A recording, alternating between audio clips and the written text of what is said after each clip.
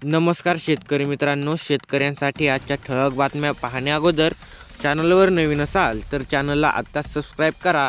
या व्हिडिओमध्ये आपण शेतकऱ्यांसाठी महत्त्वाच्या ठळक बातम्या व काही योजनांबद्दल जाणून घेणार आहोत। चला तर पाहूयात। शेतकऱ्यांनी रब्बी पीक विमा भरून घ्यावा, कृषी विभागाचे शेतकऱ्यांना आवाहन। पंतप्रधान पीक विमा योजनेअंतर्गत रब्बी हंगाम सन 2024-25 मध्ये ₹1 सर्वसमावेशक पीक विमा योजना राबवण्याचा निर्णय घेण्यात आलेला आहे।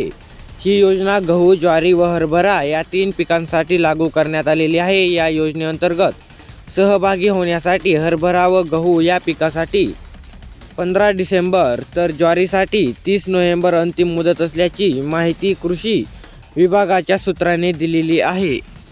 लवकरच मिळणार 25% अग्रिम पीक विमा। 7 लाख शेतकऱ्यांना ₹350 कोटींचा अग्रिम पीक विमा मंजूर।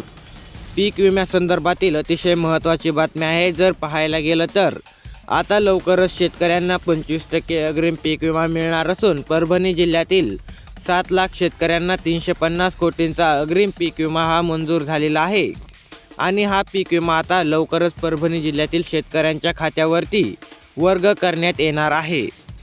सोयाबीनला प्रति क्विंटल 6,000 रुपयांचा दर, शेतकऱ्यांना दिलासा। महायुती सरकार निवडून आल्यानंतर सोयाबीनला 6,000 रुपये दर देण्याची घोषणा करण्यात आली होती। त्यानुसार आता लवकरच शेतकऱ्यांच्या सोयाबीनला 6,000 रुपयांचा हमीभाव मिळणार आहे। त्यामुळे नक्कीच सोयाबीन उत्पादक शेतकऱ्यांना दिलासा मिळू शकतो। सोयाबीन कापसाच्या हमीभावात लक्षणीय वाढ केल्यामुळे शेतकऱ्यांना मोठा दिलासा। दोन्ही पिकांसाठी खरेदी केंद्राची संख्या वाढवण्याचे सरकारचे निर्देश। पीक विमा योजनेसाठी 15 डिसेंबरपर्यंत मुदतवाढ, ₹1 भरून सहभागी होण्याचे कृषी विभागाकडून आवाहन।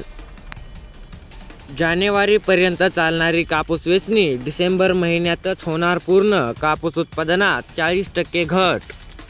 कृषी उत्पन्न बाजार समिती मानवत येथे कापसाला 7,140 रुपये प्रति क्विंटलचा दर। तसेच कृषी उत्पन्न बाजार समितीत परभणी येथे कापसाला 7,150 रुपयांचा दर मिळालेला दिसून येत आहे। धन्यवाद।